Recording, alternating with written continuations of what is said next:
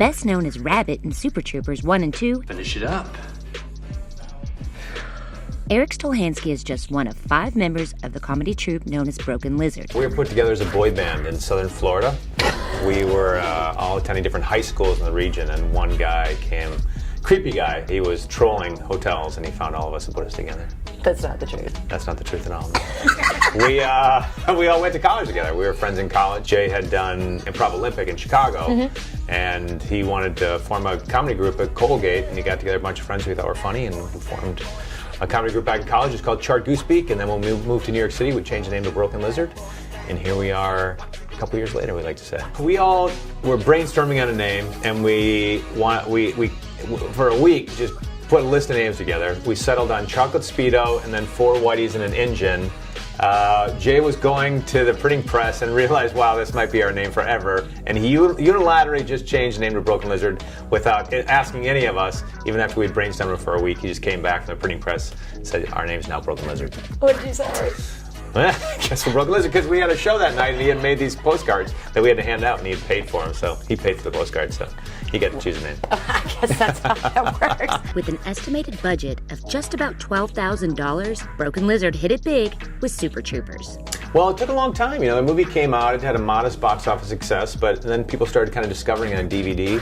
I think people would see it, kind of watch and say, hey, you have to watch this film. Really started feeling anywhere in public that people had even seen it. So it wasn't an overnight success at all.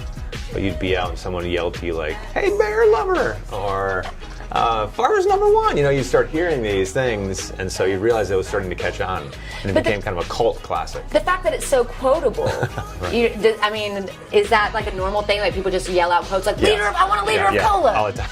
Yes, all the time. And you don't really know how to respond to it. You're like, thank you. There's no real response to a yelling of a quote except for like, thanks. But it makes you feel good that your movie's so quotable. It's amazing, yeah. And it's fun, it's because we're the writers, right? If you aren't the writers, you're an actor just saying it. It's different than the fact that you actually kind of came up with the joke and wrote it, which makes us feel great. Super Troopers was different than the first movie. What was the difference? What do you think made you a star instead of the first movie, which was also really good? Like, what was the difference? Yeah, what was the difference between that and Super Troopers? What do you think was the magic formula? The first day we show up to shoot, Puddle Cruiser, the director of photography, turned to Jay, who's directing the thing, and he said, well, where do you want to put the camera? And Jay's like, what do you mean? Where do you want to put the camera? I don't know. So it took us that movie to learn where to put the camera and how to make a film, how to get pacing correctly. We looked back at some of the opening scenes of Puddle Cruiser and we thought it was really slow and started the movie very slowly. So then in Super Troopers, we wanted to make sure that we came out of the gate with a bang. And so we wrote that opening scene to Super Troopers to really grab people's attention. And I think that's what made Super Troopers more successful. There you go. Experience and pacing. And better jokes. And better characters. Okay, let's do... And better actors. We got Brian Cox, like a real actor, yeah.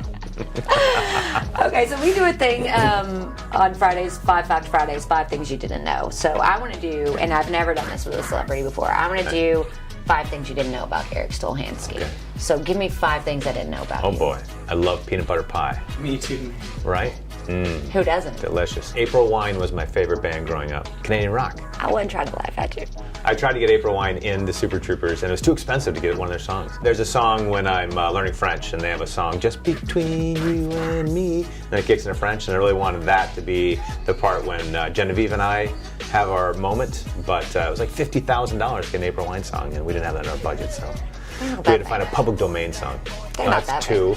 I'm madly in love with a woman named Barbara Slade. I knew that. You guys know that? Does that still count? They may not know that. Yeah, there you go. Cut to Barbara. She's laughing. There you go. Good job, Drew.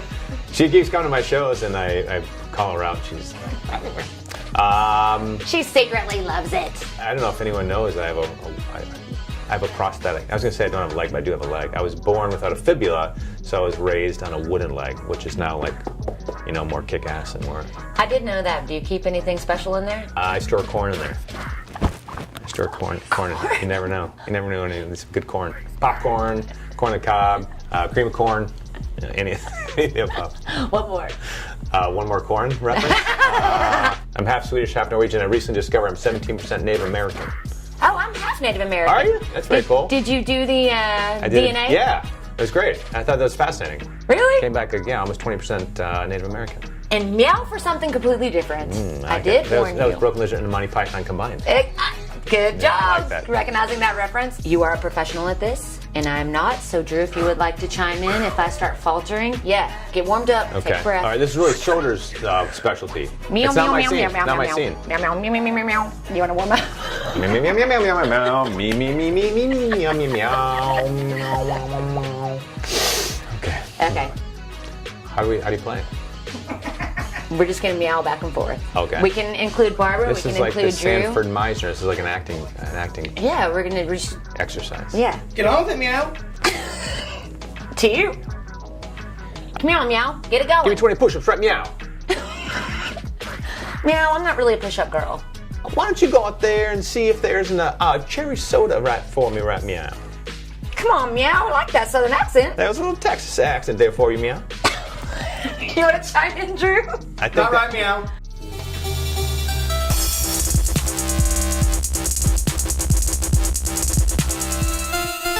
Meow, I think wait a meow minute. was incorrect. I just threw a meow on the end of a sentence. It wasn't even like replacing now with meow. Okay, meow, wait a minute. You can't get away with that. You must use meow properly. Okay, meow is the best time to move on with it, right? Oh, there you go. Okay. And there you have it.